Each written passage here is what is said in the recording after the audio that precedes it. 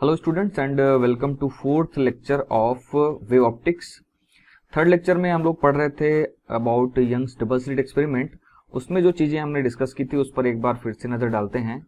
हमने डिस्कस किया था कि भाई मैक्सिमा और मिनिमा कहाँ कहाँ पे बनता है।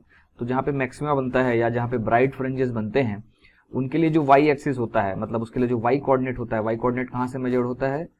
सेंट्रल मैक्सिमा से। सेंट्रल मैक्सिमा से ऊपर या नीचे सिमेट्रिक सिचुएशन होती है तो आप किधर भी मेजर कर सकते हैं। जो ब्राइट फ्रिंज का जो कोऑर्डिनेट होता है वो होता है n lambda D by small d. यहाँ पर ब्राइट फ्रिंजेस बनते हैं, जबकि डार्क फ्रिंजेस या मिनिमा कहाँ बनता है? जहां पर odd multiple of lambda by odd multiple of lambda D by 2d होता है, या 2m-1/2 into lambda D by D. तो इन पोजीशंस पर डार्क फ्रिंजेस बनेंगे, इन पोजीशन पर ब्राइट फ्रिंजेस बनेंगे। इन फ्रिंजेस की विड्थ जो होती है बीटा वो होती है लैम्डा डी बाई डी। तो फ्रिंज विड्थ को कैसे डिफाइन करते हैं कि भाई एक ब्राइट और उसके एडजेसेंट ब्राइट के बीच में जो दूरी होती है उसे बोलते हैं फ्रिंज विड्थ। उसी तरह से एक डार्क और एडजेसेंट डार्क के बीच में जो दूरी होती है उसे हम लोग बोलते हैं क्या? Fringe width. Angular fringe width भी हमने डिफाइन किया था। एंगुलर फ्रिंज विड्थ वो होता है जो फ्रिंज विड्थ जो हम निकालते हैं कि दो एडजेसेंट ब्राइट या दो एडजेसेंट डार्क ये जो एंगल सबटेंड करते हैं कहां पर? हमारे स्लिट्स पर। जो एंगल सबटेंड करते हैं उसी को हम लोग बोलते हैं एंगुलर फ्रिंज विड्थ। और चूंकि जो distance between slit and screen बहुत ज्यादा होता है तो एंगुलर फ्रिंज विड्थ को डायरेक्टली tan थीटा या sin थीटा के बराबर लिखा जाता है। थीटा नहीं मतलब अल्फा, और वो अल्फा होता है beta by d, where beta is fringe width divided by d is distance of this fringe from slits. और इसे अगर सॉल्व करेंगे तो ये निकल के आता है लैम्डा बाई स्मॉल डी। इसके बाद हमने डिस्कस किया इंटेंसिटी वेरिएशन का एक ग्राफ भी हमने पढ़ा था कि कैसे किसी भी गिवन y पर हम इंटेंसिटी निकाल सकते हैं। इंटेंसिटी जो होता है ऐसा नहीं होता है कि जहां ब्राइट है वहां फुल इंटेंसिटी है, जहां डार्क है वहां जीरो है और बीच में कोई वेरिएशन नहीं है। बीच में इंटेंसिटी इस तरह से होती है कि ब्राइट जहां पर मैक्सिमम इंटेंसिटी होती है और डार्क जहां पर मिनिमम इंटेंसिटी होती है, तो ये जो वेरिएशन होता है ये बिल्कुल ग्रेजुअल होता है ना। सो ये भी हमने फॉर्मूला निकाला था कि जो अगर दोनों सोर्सेस, इसको यहाँ पर मैं थोड़ा सा लिख देता हूं, अगर जो दोनों सोर्सेस हैं उनकी इंडिविजुअल इंटेंसिटी अगर आई नॉट है, अगर उनकी इंडिविजुअल इंटेंसिटी आई नॉट है तो जो फ्रिंज पैटर्न बनेगा उसमें इंटेंसिटी इस तरह से दिया जाएगा, जो कि क्या रहेगा? आई बराबर 4I0 cos square delta phi by 2, जिसमें डेल्टा फाई जो होता है वो होता है फेज डिफरेंस। और किसका phase difference? Between the lights coming from two sources S1 and S2, और वो फेज डिफरेंस होगा 2 pi lambda into dy by D. तो ये चीजें हमने डिस्कस कर रखी हैं। अब इसी इंटेंसिटी को थोड़ा सा और अगर देखें तो देखिए जहां पर ब्राइट फ्रिंजेस होंगे वहां पर इंटेंसिटी क्या होगी? जहां पर ब्राइट फ्रिंजेस होंगे वहां पे जो इंटेंसिटी होगी, देखिए ब्राइट फ्रिंजेस में ये जो आपका डेल्टा फाई होता है, डेल्टा फाई वहां पर क्या हो जाता है? या तो 0, 2 पाई, 4 पाई, कहा जाए तो नेचुरल मल्टीपल ऑफ 2 पाई होता है। तो ऐसी जगहों पर जो cos 0 या cos 2 पाई, cos 4 पाई ये 1 हो जाता है, तो आई मिल जाएगा आपको 4I0। और ठीक इसी तरह से जो डार्क फ्रिंजेस बनेंगी, डार्क फ्रिंजेस में जो इंटेंसिटी होगी वो हो जाएगी 0। तो ये तब होगा जब आपका इंटरफेरेंस पैटर्न बन रहा होगा। इंटरफेरेंस पैटर्न जब बन रहा होगा तो इस तरह का इंटेंसिटी में वेरिएशन आपको देखने को मिलेगा। लेकिन अगर इंटरफेरेंस पैटर्न वहां पर ना बने, इंटरफेरेंस पैटर्न किस कंडीशन में नहीं बन सकता? कि भाई अगर आपके सोर्सेस कोहेरेंट नहीं है तो इंटरफेरेंस पैटर्न नहीं बनेगा। तो अगर इंटरफेरेंस पैटर्न नहीं बनेगा तो उस केस में नॉर्मल इंटेंसिटी का डिस्ट्रीब्यूशन होता है। तो ये तो तब होगा जब आपका इंटरफेरेंस हो रहा हो। तो ये कब है? जब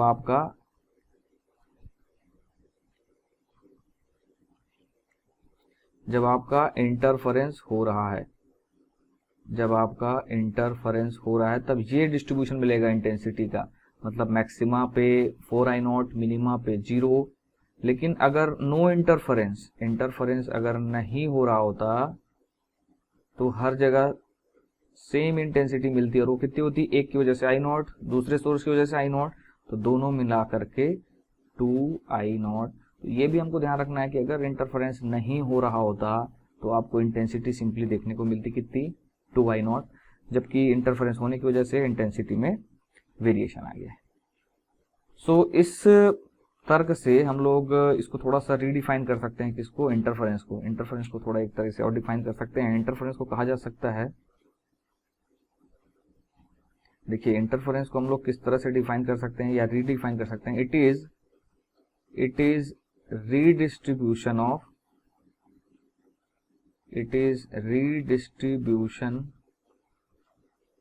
ऑफ लाइट एनर्जी।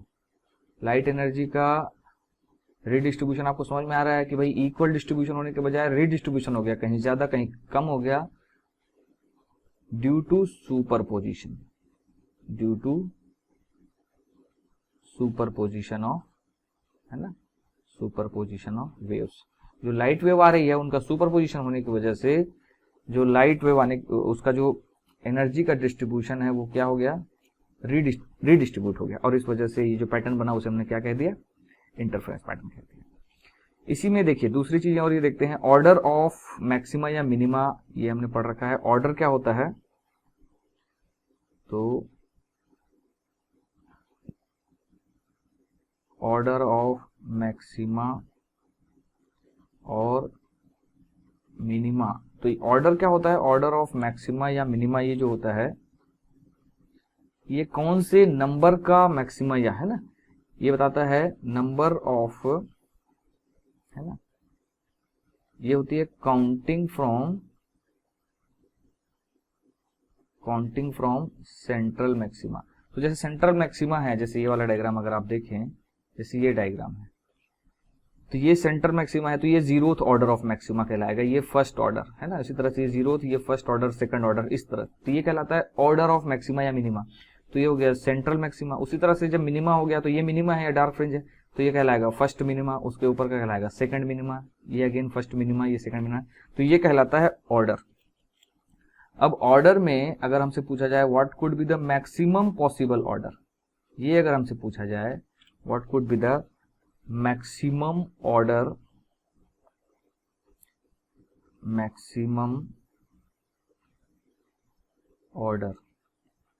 तो मैक्सिमम ऑर्डर कैसे निकाल सकते हैं, मैक्सिमम ऑर्डर इस तरह से निकाला जा सकता है।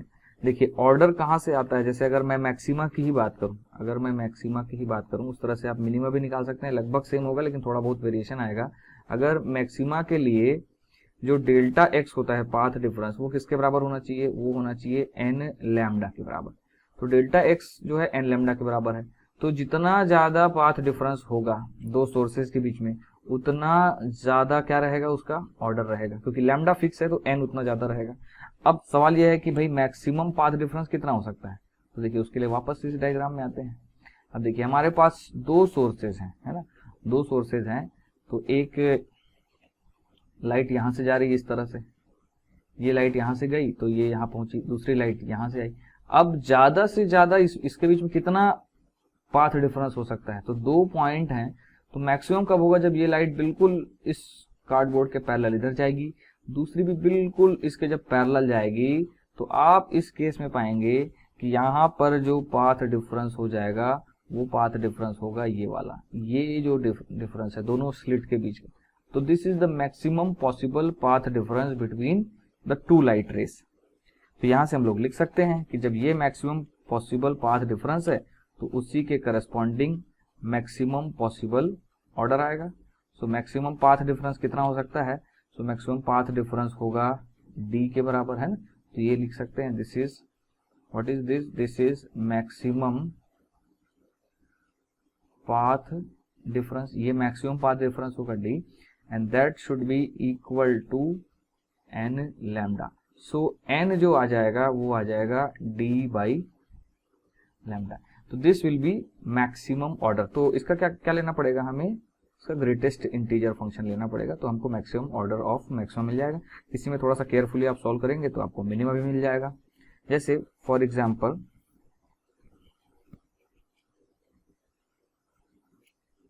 मान लीजिए लैम्डा है 5000 एंगस्ट्रॉम, मान लीजिए लैम्डा है 5000 एंगस्ट्रॉम, और आपको डिस्टेंस बिटवीन स्लिट्स ये दिया है लेट अस से 5 mm। तो आपको पूछा जाए भाई मैक्सिमम ऑर्डर कितना रहेगा, ये पूछा जाए तो कैसे सॉल्व करेंगे इसे। तो देखिए मैक्सिमम ऑर्डर अगर निकालेंगे तो वो होगा एन मैक्स, उसको बोल देता हूं, that will be equal to greatest integer function of, ये क्या हो जाएगा डी विच इज 5 mm, तो ये हो जाएगा 5 into 10 to the power -3 divided by 5000 10 to the power -10। So n max, maximum order क्या आ जाएगा यहाँ से? सो देखिए 10 में से ये 3 जाएगा तो ये हो जाएगा 7 - 7, ऊपर जाएगा +7, 7 में से 3 जाएगा तो 4 बचेगा और 5 कट जाएगा तो ये हो जाएगा 10,000। सो this will B highest order possible. ये मैक्सिमम ऑर्डर हो जाएगा किसका? मैक्सिमा का। इसके बाद अब मान लीजिए आपसे पूछा जाए नंबर ऑफ ब्राइड फ्रिंजेस कितने मिलेंगे। इसी में अगर आपसे पूछा जाए, देखिए इसी क्वेश्चन में नंबर ऑफ ब्राइड फ्रिंजेस, तो आप देखेंगे जो स्लिट था, सॉरी जो स्क्रीन था, लेट अस सी ये स्क्रीन है, मान लीजिए स्क्रीन के सेंटर में आपका सेंटर मैक्सिमा है, तो इसके ऊपर में 10,000 ब्राइट फ्रिंजेस मिलेंगे आपको, और इसके नीचे में कितने मिलेंगे? 10,000 डार्क फ्रिंजेस मिलेंगे। ठीक है, 10,000 ब्राइट 10,000 डार्क, तो ये कितना होगा? 20,000 और प्लस सेंट्रल मैक्सिमा, तो number of bright fringes total निकालेंगे तो आपको मिलेगा 20,001। इतने टोटल ब्राइट फ्रिंजेस मिलेंगे। और इसी में अगर हमको नंबर ऑफ डार्क फ्रिंजेस बोला जाए तो डार्क फ्रिंजेस में देखिए जी यहाँ से फर्स्ट से चालू होगा और 10,000 से एक कम, मतलब 9,999, इतना नीचे 9,999 ऊपर। सो आज का आंसर होगा 2 इंटू 9,999। इतने डार्क फ्रिंजेस हमको दिखाई देंगे। तो चलिए इन्हीं कॉन्सेप्ट को फिर से थोड़ा सा और अच्छे से समझने के लिए, सारे कॉन्सेप्ट को समझने के लिए एक एग्जांपल मैं यहाँ पे सॉल्व करता हूँ जिसमें ये सारे कॉन्सेप्ट एक साथ आ जाएंगे। ठीक है, सो यहाँ पर आपको क्वेश्चन दिया हुआ है अ मोनोक्रोमेटिक लाइट ऑफ वेवलेंथ, तो आपको दे दिया यहाँ पर वेवलेंथ दे दिया और है ना, सो वेवलेंथ इज 5000 एंगस्ट्रॉम। उसके बाद आपको दिया हुआ है स्लिट विड्थ 1 mm दे दिया है, distance between screen and slit ये गिवन है 1 मीटर। इसके बाद intensity at the two slits, दोनों स्लिट पर इंटेंसिटी दिया हुआ है कितना? 4I0 और I0। Find fringe with beta, distance of fifth minimum from central maxima on the screen, intensity at y is equal to 1/3 mm। इसका distance of 1000th maxima from central maxima on the screen and distance of 5000 maxima on the central from the central maxima on the screen. तो एक एक करके इसको solve करते हैं। सबसे पहले अगर हम सॉल्व करें किसके लिए? फ्रिंज विड्थ के लिए। सो बीटा तो बहुत ही सिंपल है, बीटा हम लोग डायरेक्टली निकाल सकते हैं किससे, कौन से फॉर्मूले से? Beta is lambda D by small D. So lambda है 5000 एंगस्ट्रॉम, तो उसे लिखा जा सकता है 5 10 टू द पावर -7, ये मीटर में हो गया। This into lambda into D जो दिया है 1 मीटर है and that divided by small D है 1 mm, तो इसे लिखा जा सकता है 10 टू द पावर -3। -3 इसके साथ जाएगा तो -4 बचेगा, तो 5 10 टू द पावर -4 मीटर, या इसको अगर मिलीमीटर में कन्वर्ट करना है तो 1000 से मल्टीप्लाई कर देंगे तो सिंपली हो जाएगा 0.5 मिलीमीटर। ठीक है, तो ये पहला आंसर हो गया किसका? लैम्डा का, बीटा का। Distance of fifth minima from central maxima on the screen, है ना, तो ये तो हमारा पहला पार्ट हो गया।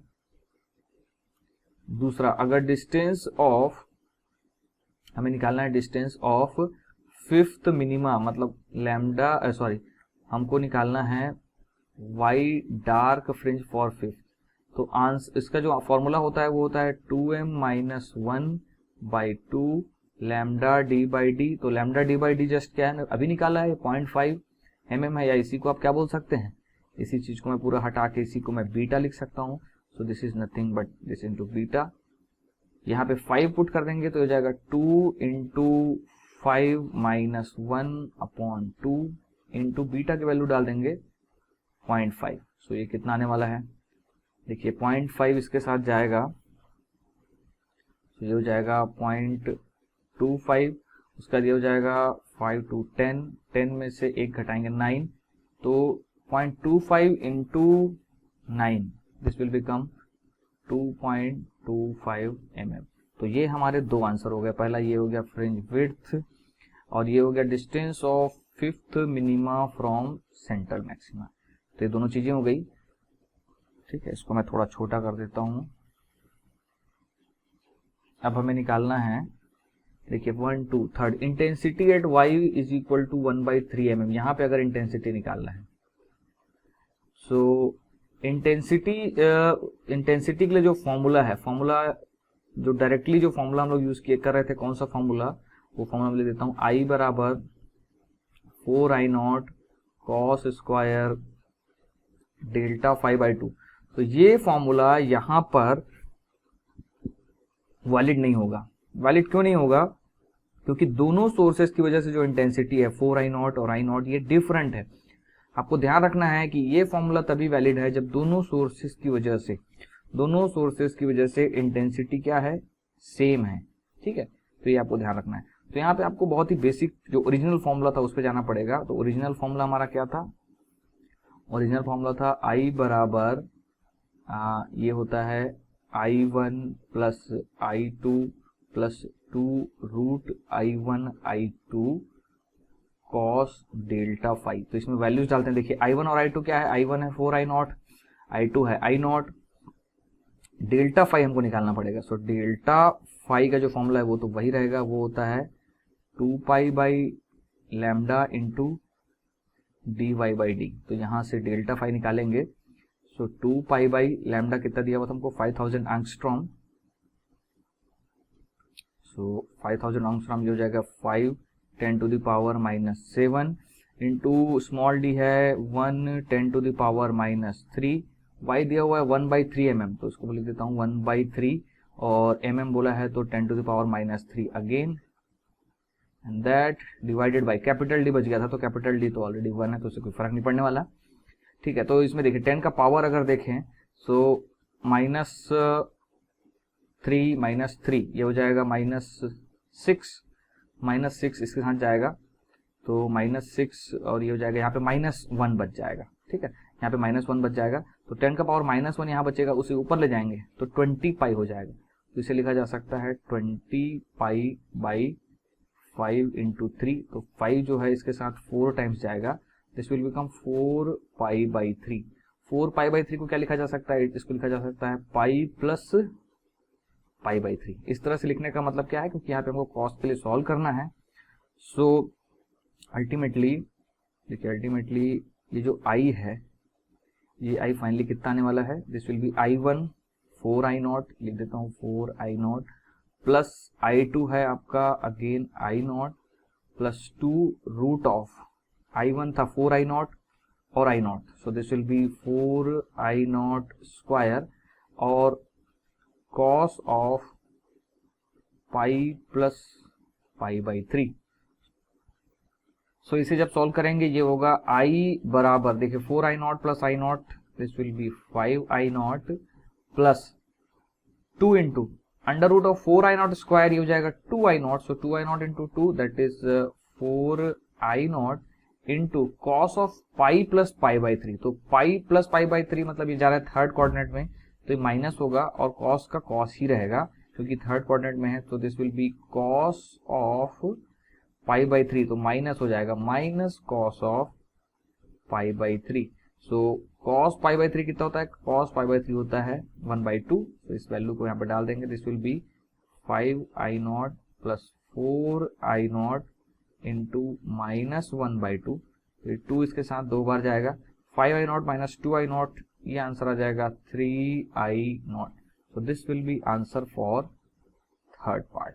ठीक है, तो इसको मैं थोड़ा छोटा कर देता हूं अब। तो ये हमने यहाँ पर 3 पार्ट्स के लिए सॉल्व कर लिया। अब हम लोग चलते हैं चौथे पार्ट में। चौथे पार्ट में पूछा है distance of 1000th maxima from central maxima on the screen. हमें पूछा है डिस्टेंस ऑफ 1000th मैक्सिमा। तो देखिए ये थोड़ा केयरफुली सॉल्व करने वाला है। सबसे पहले जो आपका मैक्सिमा जहां पे बनता है, तो अगर हम बना रहे हैं 1000th मैक्सिमा, तो सबसे पहले मतलब बेसिक में जाना पड़ेगा हमको कि भाई वहां पर जो पाथ डिफरेंस है, टोटल पाथ डिफरेंस है delta x, that should be equal to क्या होना चाहिए, 1000 लैम्डा होना चाहिए। ये पहली चीज हो गई, 1000 मैक्सिमा फ्रॉम द सेंटर। अब ये देखना है कि ये जो 1000 मैक्सिमा है ये काफी दूरी पे बन रहा है। भाई ये कितनी दूरी पे बन रहा है उसको हम लोग समझ सकते हैं। देखिए हाईएस्ट ऑर्डर एक बार निकाल के देखना है। हाईएस्ट ऑर्डर ऐसा इसलिए बोल रहा हूं क्योंकि जो हमारा फॉर्मूला होता है जिसमें हम लोग डी साइन थीटा में है ना डेल्टा एक्स को लिखते हैं डी साइन थीटा, तो डी साइन थीटा है ना, डेल्टा एक्स को मैं यहाँ लिख ही देता हूँ, इसको हम लोग लिखते हैं डी साइन थीटा बराबर 1000 लैम्डा, इस तरह से इसको लिखेंगे। तो यहाँ पे क्या करते हैं हम लोग, साइन थीटा को बराबर टेन थीटा कर देते हैं और उसको सिंपली वाई बाई डी लिख देते हैं।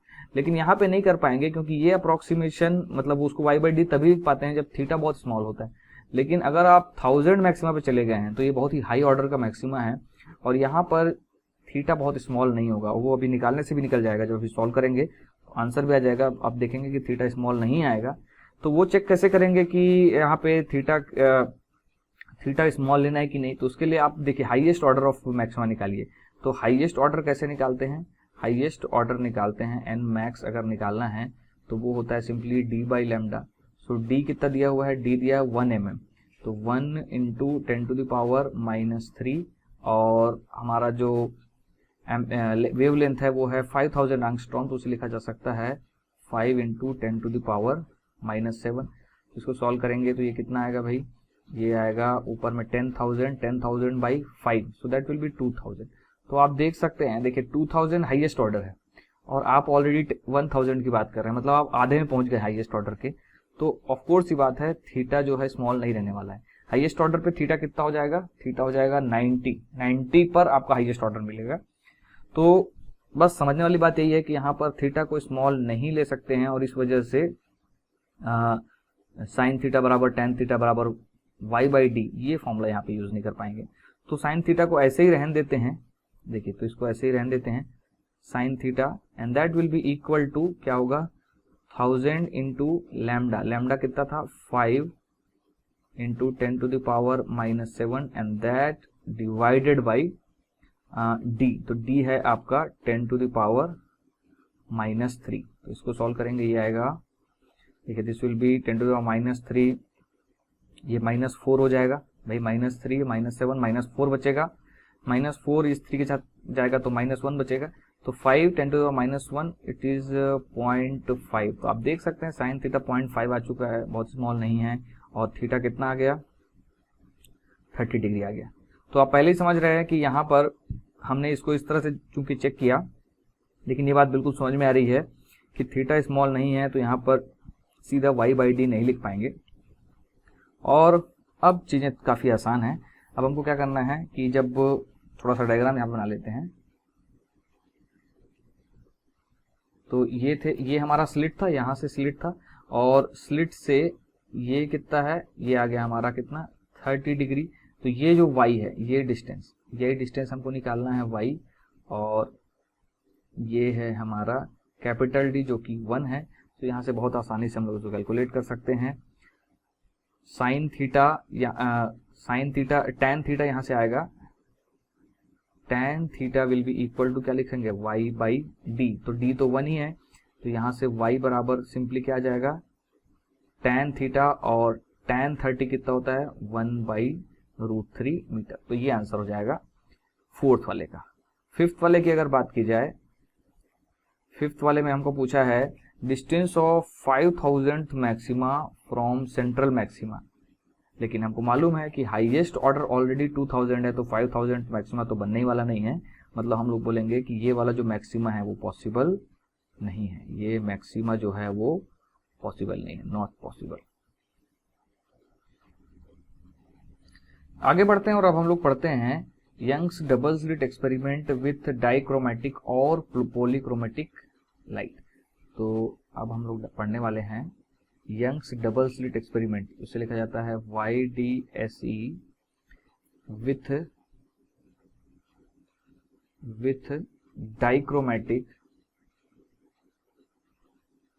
डाइक्रोमेटिक और पॉलीक्रोमेटिक लाइट। सो डाइक्रोमेटिक कहाँ हो सकता है? डाइक्रोमेटिक मतलब टू वेवलेंथ्स, टू अलग अलग वेवलेंथ की लाइट यहाँ पे ले ली जाए तो वो डाइक्रोमेटिक हो जाएगी। पॉलीक्रोमेटिक का मतलब है व्हाइट लाइट या जो सनलाइट आती है, इनको हम लोग पॉलीक्रोमेटिक लाइट बोलते हैं। मतलब अगर अभी तक हम लोग जो पढ़ रहे थे वो थी मोनोक्रोमेटिक लाइट, लेकिन अगर हम लोग डाइक्रोमेटिक लाइट यूज करें या पॉलीक्रोमेटिक लाइट यूज करें तो उसमें हमको YDAC में, यंग्स डबल स्लिट एक्सपेरिमेंट में क्या फर्क देखने को मिलेगा। तो सबसे पहले हम लोग देखते हैं डाइक्रोमेटिक लाइट का, फिर दूसरे में देखेंगे पॉलीक्रोमेटिक का।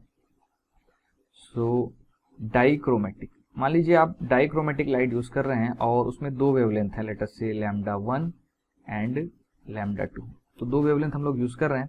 तो देखिए स्क्रीन में चूंकि λ1 λ2 अलग अलग है, तो दोनों लाइटें क्या करेंगे, दोनों लाइट अलग अलग अपना फ्रिंज विड्थ बनाएंगे। तो λ1 के करस्पॉन्डिंग एक फ्रिंज विड्थ हो जाएगा β1, λ2 के करस्पॉन्डिंग एक दूसरा फ्रिंज विड्थ हो जाएगा β2। ठीक है, तो होगा क्या कि स्क्रीन में जब आप देखेंगे, स्क्रीन में जब आप देखेंगे तो स्क्रीन में नजारा कुछ इस तरह का रहेगा।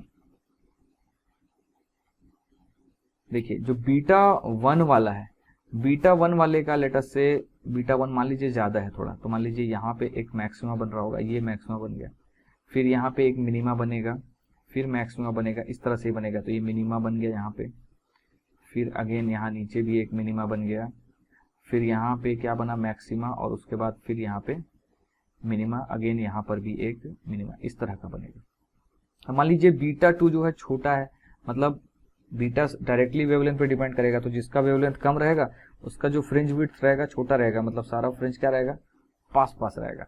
तो वहां पर लेटस से फ्रिंज विड्थ आपकी बिल्कुल ऐसे पास पास आ जाएगी, बिल्कुल पास पास। ये बीच में ब्राइट आया, फिर यहीं पे डार्क, फिर ब्राइट, फिर यहीं पे डार्क, फिर ब्राइट, फिर यहीं पे डार्क। इस तरह से आप देखेंगे कि एक का जो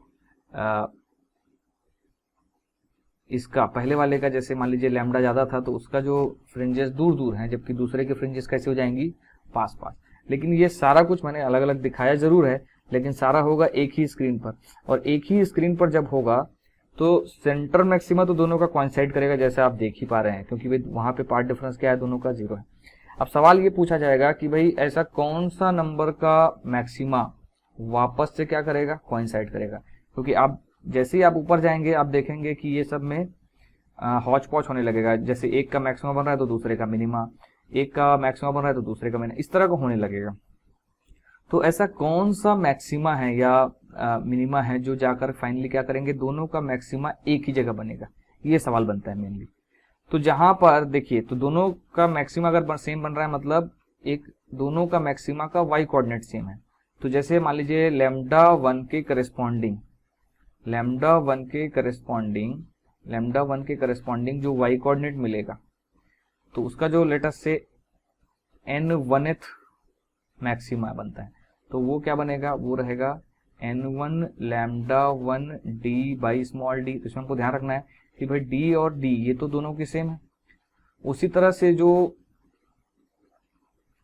λ2 है, λ2 के करस्पॉन्डिंग जो मैक्सिमा बनेगा उसे हम लोग लिख पाएंगे λn2, and that will be equal to n2 λ2 d by small d। अब अगर ये दोनों एक ही जगह बन रहे हैं, इसका मतलब क्या होगा, yn1 is equal to yn2 होगा, ये हमको समझना है। तो अगर ये दोनों चीजें सेम है, इसका मतलब क्या होगा, n1 λ1 d by d will be equal to n2 λ2 d by small d। अब ये आप देख सकते हैं लैम्डा d बाई d ये क्या है, β1, तो हम लोग लिख पाएंगे n1 β1 बराबर n2 β2, और यही क्या होगा, वो कॉमन y कोऑर्डिनेट होगा जहां पर है ना बोथ द ब्राइट फ्रिंजेस है ना, both the wavelength are making bright fringes at the same position. या इसको मैं लिख देता हूं, है ना, this is what is this is y coordinate where both λ1 and λ2 are making maxima, दोनों जहां पर मैक्सिमा बना रहे होंगे साथ साथ में, तो ये वो वाला पॉइंट हो जाएगा। कौन सा, ये, this is that y coordinate जहां पर दोनों का मैक्सिमा साथ साथ बन रहा होगा। अब जैसे वाई मिनिमम अगर पूछा जाए आपसे, तो ऐसे और भी बहुत सारे पॉइंट होंगे, जरूरी थोड़ी एक ही जगह होगा जहां पर दोनों के मैक्सिमा सेम बन रहे होंगे, ऐसे कई जगह दोनों के मैक्सिमा सेम बन सकते हैं। तो जहां पर दोनों का मैक्सिमा सेम बनेगा और मिनिमम मतलब सेंटर मैक्सिमा से मिनिमम दूरी जाने पर ऐसा कौन सा पॉइंट होगा जहां पर दोनों के मैक्सिमा सेम बन रहे होंगे, तो वाई मिनिमम अगर सर्च करना है तो उसके लिए हमको क्या करना पड़ेगा, वाई मिनिमम के लिए जस्ट बीटा 1 एंड बीटा 2 का एलसीएम लेना पड़ेगा। क्या लेना पड़ेगा, LCM of beta 1 and beta 2 लेना पड़ेगा और उसे इस फॉर्मूले में पुट कर देंगे तो उसका आंसर आ जाएगा। उदाहरण के लिए जैसे यहाँ पर एक एग्जांपल लेते हैं, फॉर एग्जांपल तो मैं लैम्डा नहीं लेता हूँ, मैं जस्ट बीटा 1 बीटा 2 ले लेता हूँ। मान लीजिए एक की वजह से बीटा 1 है लेट अस से 3 mm और दूसरे की वजह से बीटा 2 है लेट अस से 5 mm। मान लीजिए ऐसे दो वेवलेंथ हैं तो अलग अलग बीटा बन रहा है, दोनों की अलग अलग फ्रिंज विड्थ है। आपसे पूछा जाए कि कौन सा मैक्सिमा या ऐसा कौन सा पॉइंट होगा जहां पे दोनों के मैक्सिमा साथ साथ बनेंगे, तो दोनों का एलसीएम अगर लें 3 और 5 का, है ना, तो दोनों का एलसीएम लेंगे तो हमको क्या मिलेगा आंसर, हमें मिलेगा 15 mm। देखिए इस 15 mm का मीनिंग क्या है, बीटा 1 से जो इसका कौन सा मैक्सिमा बन रहा होगा वो निकालने के लिए क्या करना पड़ेगा, 5 into 3 करना पड़ेगा। मतलब व्हाट इज दिस, इस वाले केस में है ये 5 into 3 mm, तो ये आपका क्या है, ये है N1। और उसी तरह यहाँ पे क्या करना पड़ेगा, इस वाले में आपको ये 15 mm लाने के लिए क्या करना पड़ेगा, 3 into 5 mm करना पड़ेगा, तो ये आपका क्या है N2। मतलब बीटा 1 वाले का ये जो भी वेवलेंथ होगा लेटस से लैम्डा 1, ये जो भी वेवलेंथ होगा लेटस से लैम्डा 2, तो लैम्डा 1 वाले का 5th मैक्सिमा और लैम्डा 2 वाले का 3rd मैक्सिमा साथ में बन रहे हैं, ये इसका मीनिंग है। तो आई होप आपको क्लियर हो गया होगा कि डाइक्रोमेटिक लाइट में किस तरह से आपको मैक्सिमा और मिनिमा एनालाइज करने और किस तरह के क्वेश्चन आपसे पूछे जाएंगे। अब हम लोग आगे बढ़ते हैं और अब हम लोग पढ़ते हैं पॉलीक्रोमेटिक लाइट के लिए।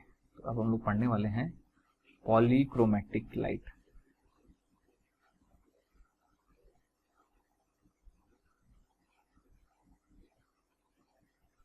पॉलीक्रोमेटिक लाइट या इसे हम लोग क्या बोल देते हैं, वाइट लाइट या सनलाइट, इससे जो इंटरफेरेंस पैटर्न बनेगा वो किस तरह का होगा। सो जस्ट इसमें थोड़ा क्वालिटेटिव डिस्कशन ही है बट थोड़ा बहुत न्यूमेरिकल इससे पूछ सकता है। सो पॉलीक्रोमेटिक लाइट में क्या होगा, सबसे पहले अगर सेंटर की बात की जाए, देखिए सेंटर मैक्सिमा का क्या होगा। सो पॉलीक्रोमेटिक लाइट आपको समझ में आनी चाहिए। पॉलीक्रोमेटिक लाइट मतलब क्या होता है, सारे वेवलेंथ उसमें होते हैं, blue, red, violet, indigo, green, yellow, सारे हैं उसमें। तो जब सारी लाइटें बराबर मात्रा में मिल जाती है तो वो लाइट व्हाइट हो जाती है। तो जो सेंटर मैक्सिमा होता है वहां तो सभी के लिए पाथ डिफरेंस 0 होगा। इसका मतलब जो सेंटर वाला पॉइंट है वहां पे सभी की सभी लाइटें क्या करेंगी, मैक्सिमा बनाएंगी। इसका मतलब वहां पे अगेन सेम इंटेंसिटी में सारी लाइट मिलेंगी, सेम मतलब सेम प्रोपोर्शन में। तो इसका मतलब जो सेंटर रहेगा, सेंटर मैक्सिमा, वो अभी भी कैसा रहेगा, ये व्हाइट ही रहेगा। ये याद रखने वाली बात है। तो सेंटर मैक्सिमा क्या रहेगा, व्हाइट रहेगा अगर आप व्हाइट लाइट या पॉलीक्रोमेटिक लाइट यूज करना, ठीक है। उसके बाद अगर जैसे ही आप ऊपर नीचे जाएंगे तो अब क्या होगा, जैसे अभी हमने डाइक्रोमेटिक लाइट में पढ़ा कि भाई सबकी फ्रिंज विड्थ अलग अलग है।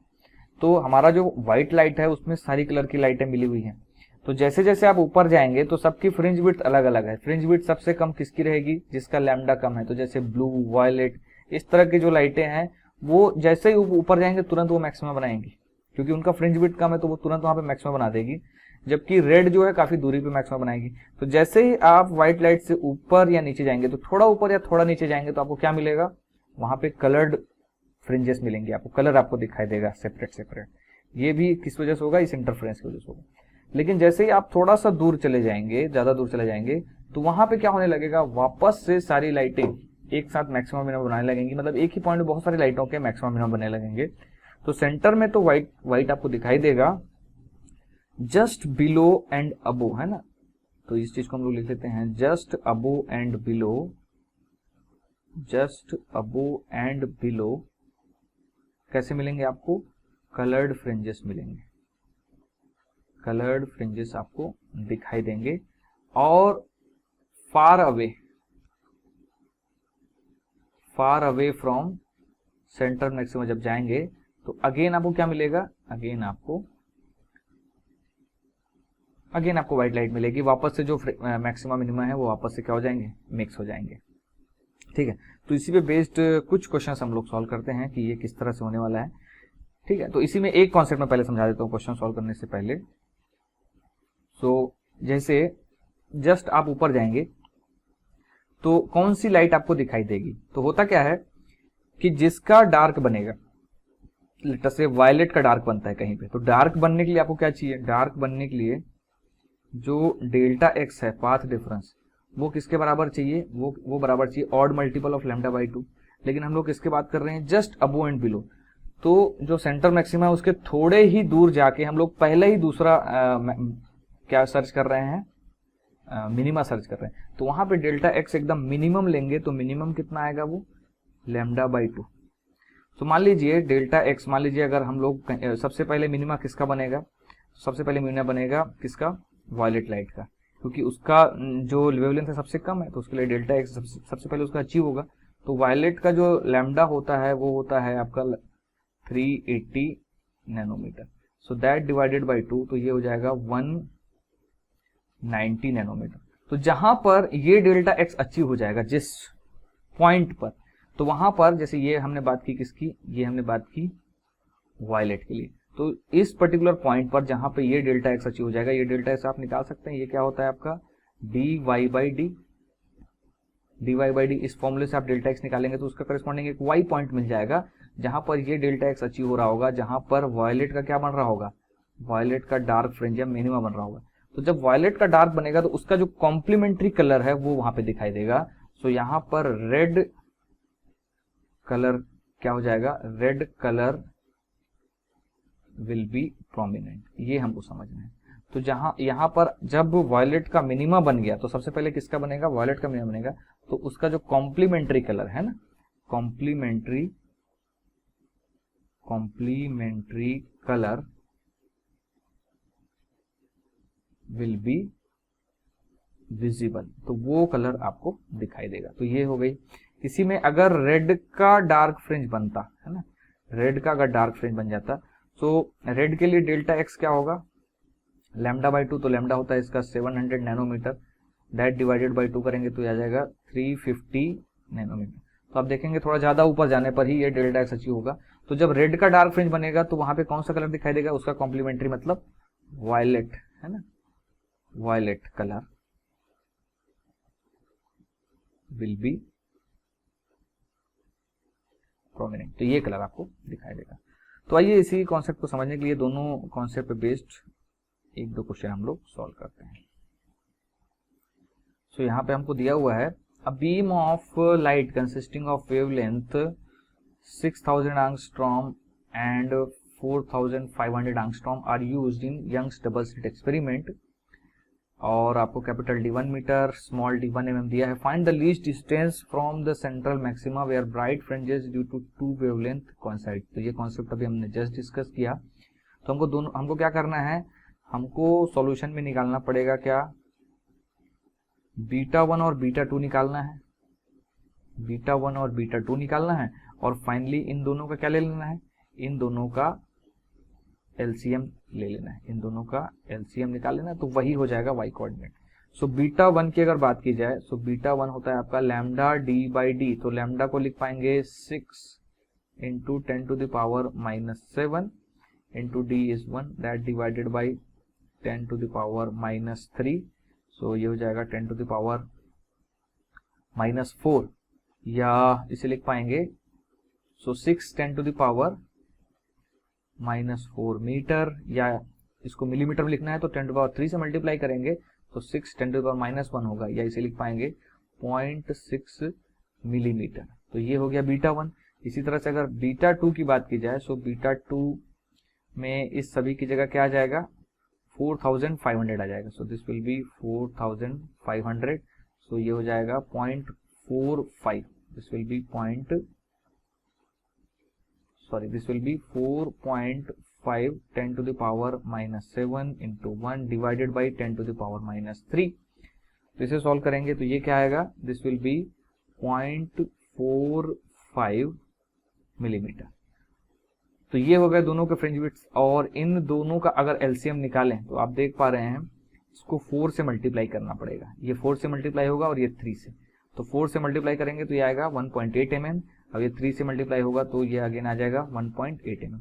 तो इन दोनों का एलसीएम जो है, लीस्ट कॉमन मल्टीपल, ये आ जाएगा 1.8 mm। और यहां से आप देख सकते हैं इसको किससे मल्टीप्लाई करना पड़ेगा, this has been multiplied by 3, ये 3 से मल्टीप्लाई हुआ है और ये मल्टीप्लाई किससे हुआ है, 4। तो इसका थर्ड है ना, किसका थर्ड, इस वाले का 6000 एंगस्ट्रॉम वाले का थर्ड मैक्सिमा और 4500 एंगस्ट्रॉम वाले का फोर्थ मैक्सिमा एक ही जगह पर बन रहे हैं। सो आई होप ये कॉन्सेप्ट आपको क्लियर हुआ होगा। अब अगला क्वेश्चन सॉल्व करते हैं बेस्ड ऑन पॉलीक्रोमेटिक लाइट। सो यहाँ पे हमें दिया व्हाइट लाइट है ना, यंग्स डबल स्लिट एक्सपेरिमेंट में यूज हुआ है। कैपिटल डी दिया हुआ है 1 मीटर एंड स्मॉल डी दिया है 0.6 millimetre. Light reaching the screen eight position y is equal to 1 mm is passed through a prism and its spectrum is obtained. Find the missing lines in the visible region of the spectrum. So देखिए थोड़ा सा इसको मैं visualise करा देता हूँ कि हुआ क्या है। तो ये है आपका स्लिट, ये है स्क्रीन, ठीक है, ये हो गया हमारा प्रिंसिपल एक्सिस। तो यहाँ पे थोड़ा स्लिट बनाता हूँ, ये है हमारी स्लिट। तो यहाँ से व्हाइट लाइट है ना, यहाँ से व्हाइट लाइट इस तरह से आई है और व्हाइट लाइट है ना, यहाँ से जब व्हाइट लाइट गई तो फाइनली यहाँ पर उसका पैटर्न बना है और एक स्लिट यहाँ से काटा गया है। कहाँ पर, y बराबर 1 mm पर यहाँ पे एक स्लिट काटा गया, बहुत ही छोटा। सो ये है आपका कितना, y इज इक्वल टू है ना, दिस इज y बराबर 1 mm। सो यहाँ पर, यहाँ से जो लाइट निकली है, यहाँ से जो लाइट निकली है उसे फाइनली पास कराया गया है एक प्रिज्म से, उसे प्रिज्म से पास कराया गया और फिर फाइनल यहाँ एक दूसरी स्क्रीन, तो इसको मैं बोल देता हूँ स्क्रीन 1 और ये हो गया स्क्रीन 2। तो यहाँ पे जो पैटर्न हमें मिला, यहाँ पे जो पैटर्न हमें मिला उसमें ये बोल रहा है कि इसमें कौन सी लाइन, मतलब इसमें कौन सा लैम्डा जो है इस वाले में नहीं है ना, वो हमको फाइंड करना है, कौन सा लैम्डा इस वाले स्पेक्ट्रम में नहीं। तो यहाँ पे वो लैम्डा नहीं होगा जो यहाँ से नहीं आया है। अब यहाँ पे कौन सा लैम्डा नहीं आएगा, जो जिसके लिए इस S1 और S2 से आने वाली लाइट, जो दोनों लाइट यहाँ पे आई है, दोनों मिलके जब अगर वो पर्टिकुलर लैम्डा यहाँ पर डार्क फ्रिंज बना दे तो वो लैम्डा का डिस्ट्रक्टिव इंटरफेरेंस हो जाएगा, तो वो यहाँ से पास ही नहीं होगा और हम पाएंगे कि यहाँ पे इस वाले फाइनल स्पेक्ट्रम में वो क्या हो जाएगा, मिसिंग हो जाएगा। सो यहाँ पर अगर इस लैम्डा का डिस्ट्रक्टिव इंटरफेरेंस हो रहा है तो वहां पर जो पाथ डिफरेंस आएगा दोनों से, S1p S2p का जो सब्सट्रैक्शन आएगा, that should be equal to odd multiple, मतलब 2n-1 ऑड मल्टीपल ऑफ क्या होना चाहिए, लैम्डा बाई 2 होना चाहिए। और डेल्टा इसको हम लोग लिखते हैं क्या, dy by capital D and that should be equal to odd multiple of lambda by 2। तो यहाँ से हम लोगों को लैम्डा मिल जाएगा, हम लोगों को लैम्डा ही निकालना है। So that will be equal to 2dy upon 2m-1 into d. इसमें वैल्यू सभी के डाल देते हैं, 2 into d, distance between slits ये दिया है 0.9 into 10 to the power -3 into y दिया है 1 mm, so this is 1 into 10 to the power -3 and that divided by 2m-1 and that into d, तो 1 ही है। सो लैम्डा निकल के आएगा, लैम्डा विल बी, देखिए इसको क्या लिख सकते हैं अपन, 9 इंटू 10 टू द पावर -1, तो 9 इंटू 2 इसको मैं लिख देता हूँ 18 into 10 to the power -1 -3 4 -3 -7 divided by 2m-1। So इसलिए अगर 10 टू पावर -3 से मल्टीप्लाई डिवाइड कर दें या 10 टू पावर +3 से इधर और -3 से इधर कर दें, मल्टीप्लाई ऊपर ही, so this will become 18,000 angstrom बन जाएगा and that divided by 2m-1। So ये बहुत सारे वेवलेंथ होंगे जो यहाँ से पास नहीं हो रहेंगी, लेकिन अगर हमें सर्च करना है विजिबल स्पेक्ट्रम में। तो विजिबल स्पेक्ट्रम में हमें क्या मिलेगा वो देख लेते हैं। सो लैम्डा की वैल्यूज अगर निकालने जाएं तो m की जगह अगर मैं 1 डालूं तो ये हो जाएगा 18,000 बाई 1। 2 डालेंगे तो क्या हो जाएगा 4 माइनस 1, मतलब ऑड नंबर आएगा सीधा सीधा। 18,000 बाई 3, 18,000 बाई 5, 18,000 बाई 7। सो ये तो 18,000 हो जाएगा, तो ये तो बहुत ही ज़्यादा हो गया, तो ये वाला तो नहीं मिलेगा हमको मालूम है। इसमें अगर देखें तो 18,000 बाई 3 6,000, तो ये जो है ये अपर रेंज में जाएगा स्पेक्ट्रम में, मतलब ऑरेंज रेड की तरफ। सो ये एक वेवलेंथ है 6,000 एंगस्ट्रॉम, और ये वाला हो जाएगा देखिए 5 3 जार 15 और 3 बचेगा 5 30, तो ये आएगा आपका 3,600। तो ये भी आपका विजिबल स्पेक्ट्रम में आएगा। अगेन ये देखेंगे ये कितने, ये तो 3,000 से भी कम हो जाएगा, तो अगेन ये भी आपको नहीं मिलेगा, इसके आगे का कोई नहीं मिलेगा। तो अगेन ये आंसर जो बनेगा वो आपका आएगा 6,000 एंगस्ट्रॉम और 3,600 एंगस्ट्रॉम। ये दोनों वेवलेंथ क्या रहेंगे इस वाले स्पेक्ट्रम से मिसिंग रहेंगे। तो अब हम लोग आगे बढ़ते हैं और अब हम लोग देखते हैं shapes of wave fronts, sorry shapes of fringes, ये कैसे बनते हैं। आगे हम लोग पढ़ते हैं shapes of fringes in YDAC। सो जो शेप बनते हैं, जैसे हमने जो बनाया था स्लिट के साथ बनाया था, तो अगर आपने स्लिट काट के रखी हुई है ना, अगर स्लिट्स हैं, स्लिट्स होने पे तो वो स्ट्रेट लाइन ही बनेंगे, ये हमको मालूम होना चाहिए। दूसरा, अगर स्लिट्स के जगह वहां पे अगर हम लोग पिन होल कर देते या पॉइंट्स बना देते है ना, तो अगर मैं कर देता हूं क्या पिन होल, तो पिन होल के केस में क्या होगा उसे हम लोग देखते हैं।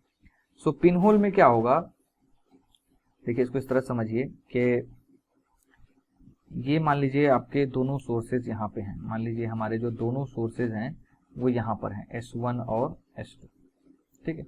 तो मान लीजिए मैं इधर से देख रहा हूँ और मतलब ये सोर्सेस ऐसे स्क्रीन में अंदर की तरफ लाइट फेंक रहे हैं, तो अंदर की तरफ ही इसका है ना, मतलब ये दोनों सोर्सेज अंदर की तरफ लाइटिंग की जा रही है ना। या आप ऐसा मान के चलिए कि ये जो हमारा कंप्यूटर स्क्रीन है, कंप्यूटर स्क्रीन के जस्ट बाहर ये दोनों सोर्सेज लगे हैं और हम सोर्स के पीछे खड़े हैं। तो हम जब सोर्सेज को देखेंगे और सोर्सेज से जो लाइट जाएगी वो कंप्यूटर स्क्रीन पर जाएगी और वहां पर मैक्सिमा मिनिमम बनेगा, ऐसा इमेजिन कीजिए। तो हमें ऐसे लाइंस सर्च करने पड़ेंगे, देखिए ऐसे लाइंस कुछ सर्च करने पड़ेंगे इस तरह के। एक तो सबसे पहले तो बता देते हैं अपन सेंट्रल मैक्सिमा, मान लीजिए ये आपका वो क्या बन गया सेंट्रल मैक्सिमा बन गया। सो हमें ऐसा लोकस ऑफ पॉइंट सर्च करना पड़ेगा जहां पर दोनों का जो डिफरेंस है पाथ का, मतलब S1 से जो पाथ चला गया और S2 से जो पाथ चला गया, उन दोनों का डिफरेंस क्या आना चाहिए, कांस्टेंट आना चाहिए। ये हमको समझना है, मतलब हमको क्या निकालना है, S1P माइनस S2P, ये क्या होना चाहिए, ये डेल्टा x है। तो ये जहां पर फिक्स होगा, जैसे मान लीजिए डेल्टा x बराबर लैम्डा आ गया या 2 लैम्डा आ गया, तो वहां पे क्या बनेगा, ब्राइट बनेगा। तो हर वो पॉइंट जहां पर ये डेल्टा x कितना आना चाहिए, 2 लैम्डा आना चाहिए, तो हर उस पॉइंट को हमको क्या करना पड़ेगा, सर्च करना पड़ेगा। मतलब बेसिकली इस स्क्रीन में है ना, जहां पर इसका मैक्सिमा या मिनिमा बन रहा है, उस स्क्रीन में वो सारे पॉइंट्स ज्वाइन करने पड़ेंगे जो जहां पर इन दोनों पॉइंट से, इन दोनों सोर्सेस से जो पाथ डिफरेंस है वो कैसा है, बराबर है। ये आएगा इस तरह का, तो ये बनेगा हाइपरबोला। इस केस में ये बनेगा क्या, हाइपरबोला, ये हमको समझना है। तो इसी तरह से ये बहुत सारी लाइनें बनेंगी हाइपरबोला। हाइपरबोला कब बनता है, वो ऐसे पॉइंट्स होते हैं, देखिए ये 3 डायमेंशन में है, मतलब ऐसा मान के चलिए हाइपरबोला बन रहा है आपके कंप्यूटर स्क्रीन में और ये दोनों सोर्सेस कंप्यूटर स्क्रीन से थोड़े बाहर हैं और हम इन सोर्सेस के पीछे खड़े हैं। तो एक्चुअल में जैसे ये कोई भी पॉइंट है P, तो वहां से S1 को ज्वाइन किए और S2 को ज्वाइन किए, तो S1P माइनस S2P जो डेल्टा x है वो कांस्टेंट है या फिक्स्ड है, तभी ये जो लाइन बन रही है वो हाइपरबोला। सो हाइपरबोला वो लोकस ऑफ पॉइंट होता है जहां से अगर दो डिफरेंट पॉइंट्स जिन्हें फोकस कहा जाता है उन दूरियों को निकाला जाए, जैसे S1 और P और S2P, और उन दूरियों का, उन डिस्टेंसेस का डिफरेंस कांस्टेंट है, तो वो जो लोकस बनता है उसे हम लोग कहते हैं हाइपरबोला। जैसे एलिप्स में अगर आपको ध्यान होगा कि एलिप्स वो लोकस ऑफ पॉइंट होता है ना, जहां से दो फोकस की दूरी अगर निकाली जाए और दोनों का सम कांस्टेंट हो, तो वहां पर एलिप्स में सम कांस्टेंट होता है, हाइपरबोला में डिफरेंस कांस्टेंट होता है। तो ये आपको ध्यान रखना है। तो इस तरह से अगर पिन होल हमने बनाया है तो क्या बनेगा, हाइपरबोला बनेगा। तीसरा, मान लीजिए कि ये जैसे हमने यहाँ पे देखिए ये है तो दो सोर्सेज में हमने क्या किया, स्क्रीन को उधर सामने रख दिया। मान लीजिए ये स्क्रीन इस सोर्सेज की लाइन ज्वाइनिंग ऊपर है और उसके ऊपर इस तरह से रख दिया जाए। कहने का मतलब ये हो गया हमारा, मान लीजिए ये हो गए दो सोर्सेज, सपोज ये दो सोर्सेज हो गए S1 और S2, और यहां पे हम अगर रख दें स्क्रीन इस तरह से, ठीक है, मतलब S1 S2 एक लाइन में और दोनों पॉइंट सोर्सेज हैं, हमको ध्यान रखना है। अगर लाइन सोर्सेज होते या स्लिट कटी होती तब तो स्ट्रेट लाइन बनना ही था। सवाल तो तब पैदा होता है जब दोनों पॉइंट सोर्सेज हैं और वो इस तरह से अरेंज्ड हैं। तो मान लीजिए इस तरह से आप करेंगे तो यहाँ पर भी क्या होगा, जैसे यहाँ पे लाइन इस तरह से जाएगी और ये वाली लाइट इस तरह से जाएगी, तो ये जो स्क्रीन है ये इसके परपेंडिकुलर है और ये जो लाइन है इसी लाइन में ये दोनों सोर्सेज रखे हुए हैं। सो इस स्क्रीन में आप देखेंगे, आप एक इस तरह का एक सर्कल ड्रॉ कर सकते हैं जहां पर हर जगह ये पाथ डिफरेंस क्या रहेगा, सेम रहेगा। तो ऐसे केसेस में आप देखेंगे आपके जो फ्रिंजेस बनेंगे वो कैसे बनेंगे, सर्कुलर। मतलब ये तो ऐसे दिखाने के लिए बना दिया, आप जब इस स्क्रीन को इस डायरेक्शन से देखेंगे तो आप देखेंगे यहाँ पर सर्कुलर ब्राइट और डार्क फ्रिंजेस बन रहे होंगे। तो इस केस में आपका जो फ्रिंज पैटर्न बन जाएगा वो कैसा बन जाएगा, इस केस में बन जाएगा सर्कुलर फ्रिंजेस बन जाएगा, ठीक है। सो आइए अब आगे बढ़ते हैं और अब हम लोग पढ़ते हैं कुछ अदर केसेस, कुछ similar cases which are similar to, है ना, Young's double slit experiment, setups which are similar to Young's double slit experiment, setups which are similar to Young's double slit experiment। So ऐसे बहुत सारे setup और हमको देखने को मिलते हैं, मतलब उससे बेस्ड क्वेश्चन पूछे जा सकते हैं जो बिल्कुल YDSE के इक्विवेलेंट होते हैं। तो उसमें से एक एक करके हम लोग पढ़ते हैं।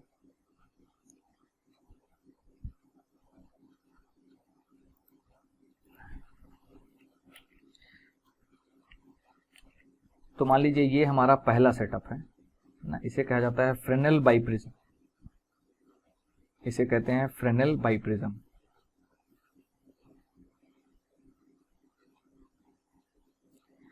तो इस सेटअप में क्या हो रहा है उसे देखिए। क्या किया गया है, यहां पर दो प्रिज्म रख दिए गए हैं, एक ये ऊपर आपको दिख रहा है और एक नीचे, ये दोनों प्रिज्म है।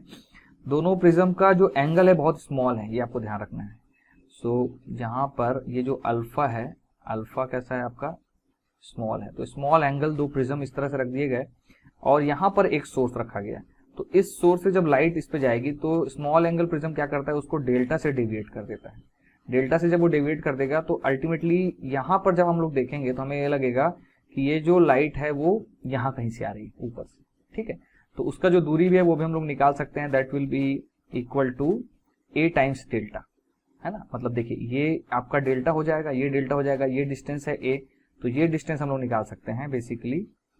बेसिकली हमको निकालना होगा क्या, हमको दो चीजें चाहिए, हमेशा दो चीजें चाहिए। एक तो चाहिए डिस्टेंस बिटवीन सोर्सेस और एक चाहिए कैपिटल डी। तो ये दोनों चीजें मालूम है तो बाकी चीजें हम लोग वहां पे सेट कर सकते हैं।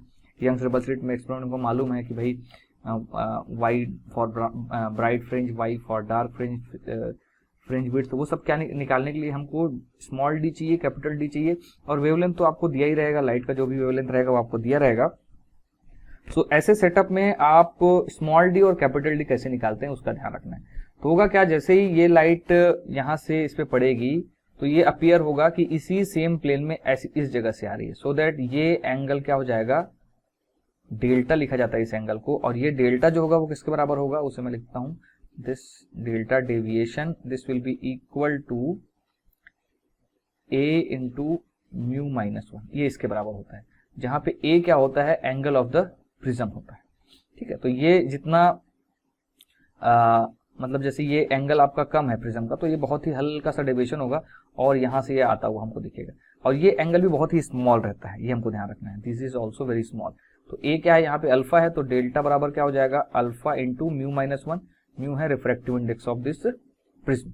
तो इस हिसाब से अगर आप निकालें तो ये हो गया आपका रेडियस, और ये हो जाएगा क्या, आर्क लेंथ, यहाँ से सोर्स से इस वाले S1 की दूरी। तो यहाँ पर ऊपर वाला प्रिज्म जो है वो एक सोर्स बना देगा S2, और नीचे वाला प्रिज्म भी ऐसे ही दूसरा सोर्स बना देगा S1, और यहाँ से ये दूरी अगर निकालें S से S1 की, तो ये वाली दूरी अगर निकालेंगे तो ये दूरी सिंपली क्या हो जाएगी, देख सकते हैं आप, ये है आपका एंगल, ये है रेडियस A, तो आर्क लेंथ हो जाएगा A इंटू डेल्टा। इसी तरह से यहाँ पे भी अगर हम लोग ये वाली दूरी निकालें तो this will again be A into delta, so D हो जाएगा 2A डेल्टा। सो D को हम लोग लिख पाएंगे 2A और डेल्टा की जगह लिख पाएंगे अल्फा म्यू माइनस 1। तो ये हमको ध्यान में, फिर से एक बार बताता हूँ, देखिए यहाँ पे ये सोर्स है, ऊपर वाला जो प्रिज्म है वो क्या कर रहा है, इस लाइट को इस तरह से बेंड कर दे रहा है, मतलब ये लाइट गई तो ये बेंड हो गई, उसी तरह से ये लाइट इधर गई, ये बेंड हो गई इस तरह से, और ये बेंड होके हमको अपीयर होगा कि ये दोनों लाइटें, ये वाली लाइट और ये वाली लाइट, ऐसा लगेगा कि यहाँ कहीं से आ रही है। इसका पोजीशन निकालने के लिए हमको ये डेल्टा चाहिए, the angle through which this light has been deviated, जैसे ये इधर जा रही थी तो ये डेविएट कितने से हुआ, डेल्टा से। तो ये एंगल डेल्टा अगर मिल गया तो उसे हम लोग बैक ट्रेस करेंगे और उसी सेम प्लेन में ये सोर्स बना देंगे, और ये डेल्टा भी क्या रहेगा, स्मॉल, ये दिखाने के लिए बहुत बड़ा बनाया गया है, ये बहुत ही स्मॉल रहेगा। तो ये डेल्टा स्मॉल होने से क्या कर सकते हैं, ये दूरी क्या बन जाएगी आपकी आर्क लेंथ, और ये दूरी बन जाएगी रेडियस। सो ये आर्क लेंथ सिंपली क्या हो जाएगा, radius into this angle theta. तो यहाँ पे ये वो एंगल है डेल्टा। इस डेल्टा को हम लोग कैसे निकालते हैं, इस डेल्टा को निकालते हैं A इंटू म्यू माइनस 1 से, जहाँ पे A क्या है, एंगल ऑफ प्रिज्म, जो यहाँ पर अल्फा है, दैट इंटू म्यू माइनस 1 करेंगे। तो इस तरह से हमको डिस्टेंस बिटवीन टू सोर्सेस आ जाएंगे, ये हमारे दो सोर्सेस बन गए। और distance between sources and screen अगर करेंगे तो distance between sources and screen वो तो बहुत ही सिंपल आपको दिख रहा है, this is A plus B, तो ये हो जाएगा सिंपली A प्लस B। तो ये दोनों चीजें अगर हमको मालूम है कि एक तो D निकालना और कैपिटल D निकालना, लैम्डा हमको पहले ही पता रहेगा, तो हम आसानी से यहाँ पर इंटरफेरेंस पैटर्न निकाल सकते हैं।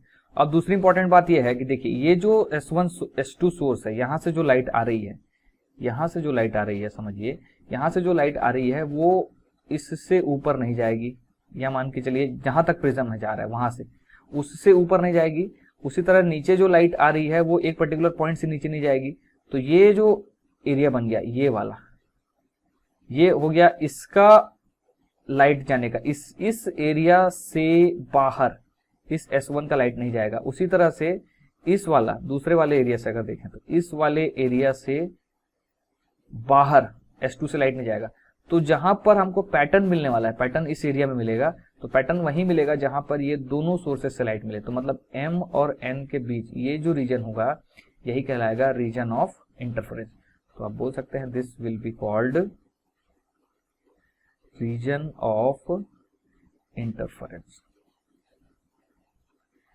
यहाँ पे हम लोग अगर ज्योमेट्री यूज करके नंबर ऑफ फ्रिंजेस भी कैलकुलेट कर सकते हैं, अगर हमको बीटा निकालने आता है, क्योंकि बीटा निकालने के लिए आपको क्या चाहिए, देखिए अगर आप बीटा आपको चाहिए, बीटा निकालना है तो lambda D by small D चाहिए।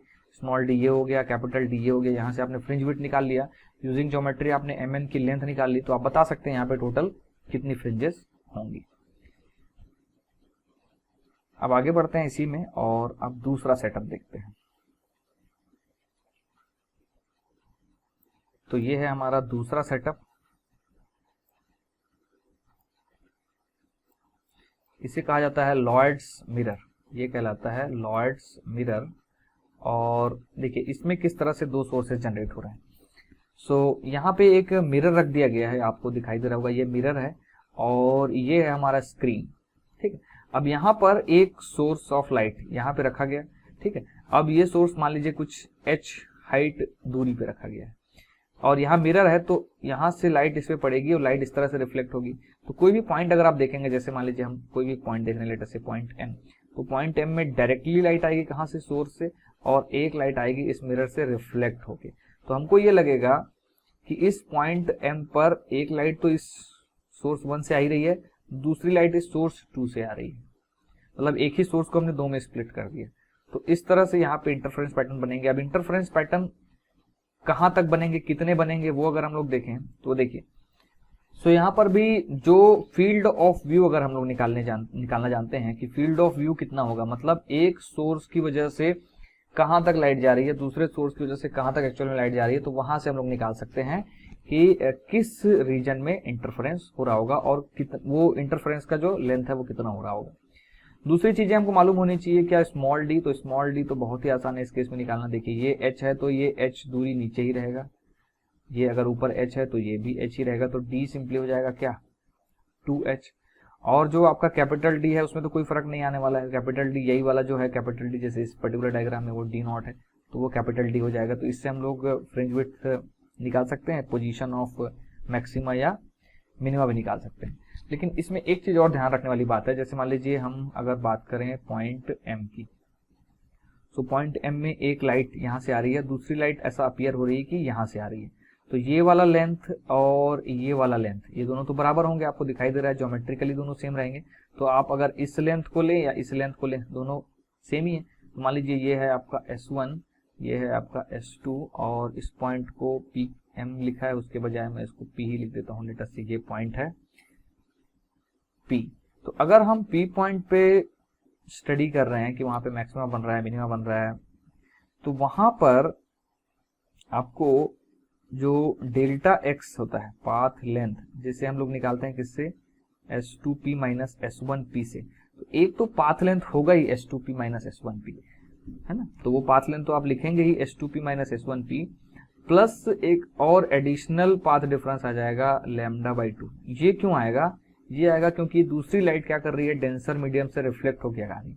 तो कोई भी ट्रांसवर्स वेव अगर किसी डेंसर मीडियम से रिफ्लेक्ट होके आती है तो उसमें एक एडिशनल फेज डिफरेंस आ जाता है पाई का, या पाथ डिफरेंस आ जाता है λ/2 का। तो ये टोटल पाथ डिफरेंस बन जाएगा इस पॉइंट पर।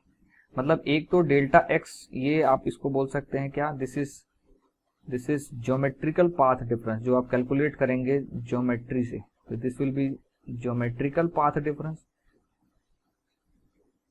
ठीक है, एंड ये आएगा रिफ्लेक्शन की वजह से। तो ये टोटल पाथ डिफरेंस मिला के अगर आपका n लैम्डा हो रहा है, ये टोटल पाथ डिफरेंस मिलाकर n लैम्डा हो रहा है, तो यहाँ पे क्या बनेगा, ब्राइट फ्रिंज बनेगा।